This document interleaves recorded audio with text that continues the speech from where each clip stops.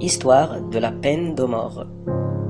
La peine de mort ou la peine capitale est un châtiment appliqué en termes d'un procès à des personnes qui ont commis des crimes impardonnables et horribles. Il consiste à leur ôter publiquement la vie à l'aide de plusieurs moyens, comme la guillotine.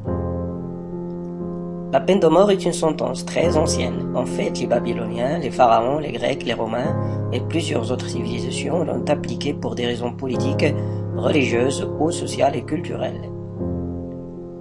Parmi les moyens de la peine de mort, la guillotine, la pendaison, la chaise électrique, la fusillade, l'injection létale, le poison, la noyade, l'autodafé, la flagellation, la décapitation, l'enterrement vivant, la chambre à gaz, etc.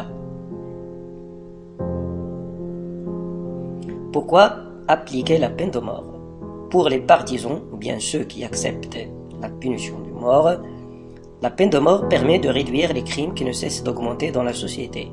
Certains crimes méritent la peine de mort, comme les assassinats et le terrorisme. Faire respecter la loi et protéger la vie des gens. Appliquer la justice, celui qui a tué doit être tué. La peine de mort est efficace car elle fait peur aux criminels, elle est donc exemplaire. Elle soulage et satisfait la famille des victimes. Elle supprime de la société des personnes dangereuses. La prison n'est pas une punition suffisante, car elle encourage les criminels à commettre d'autres crimes. Il faut assurer la paix et la sécurité dans la société. Certaines méthodes d'exécution ne font pas souffrir les condamnés, comme la guillotine. Par contre, les opposants trouvent plusieurs arguments pour arrêter la peine de mort. Ce sont les opposants bien les abolitionnistes. Pour eux, la peine de mort n'est pas efficace, car malgré les exécutions, les crimes augmentent. C'est Dieu seul qui a le droit de tuer. Avant d'exécuter une personne, il faut penser à ses enfants, à sa famille, qui seront des veuves et des orphelins. Il ne faut pas se venger car c'est inhumain. La peine de mort suscite la haine et les hostilités dans la société. Au lieu d'appliquer la peine de mort, il faut chercher les causes du crime, comme la pauvreté, le chômage et l'abandon scolaire. La prison perpétuée suffit pour éliminer un criminel de la société. Il faut protéger le droit à la vie, donner une autre chance aux criminels pour le repentir.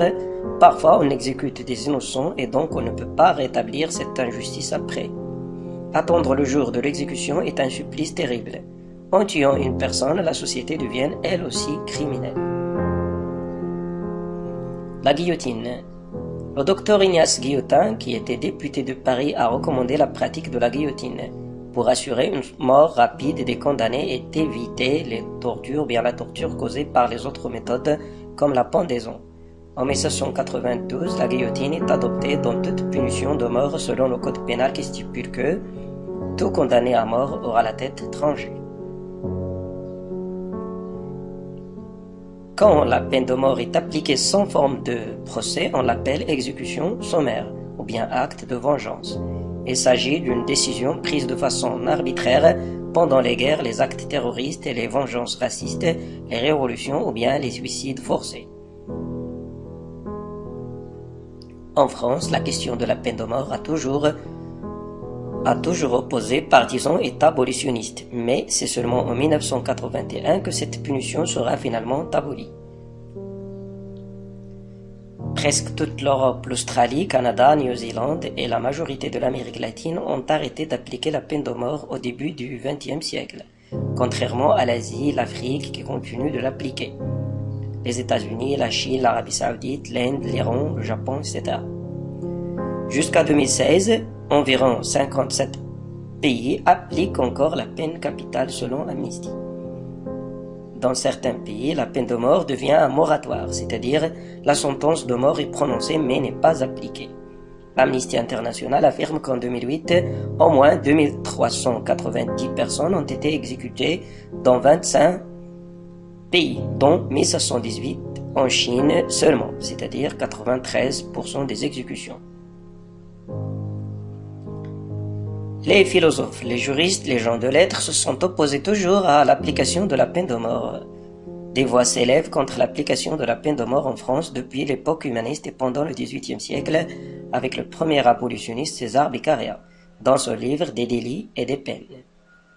Victor Hugo a mené aussi une guerre féroce contre la peine de mort en tant que député au Parlement et en tant qu'écrivain à travers son œuvre Le dernier jour d'un condamné, écrit en 1829.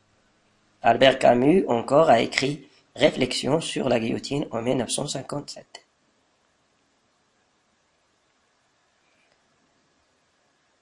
Pour l'ONU, l'Union européenne, Amnesty International et d'autres organisations des droits de l'homme, ils ont toujours appelé à l'abolition de la peine de mort, ou au moins à pratiquer un moratoire sur les exécutions, incitant ainsi les pays non abolitionnistes à arrêter d'appliquer la peine capitale.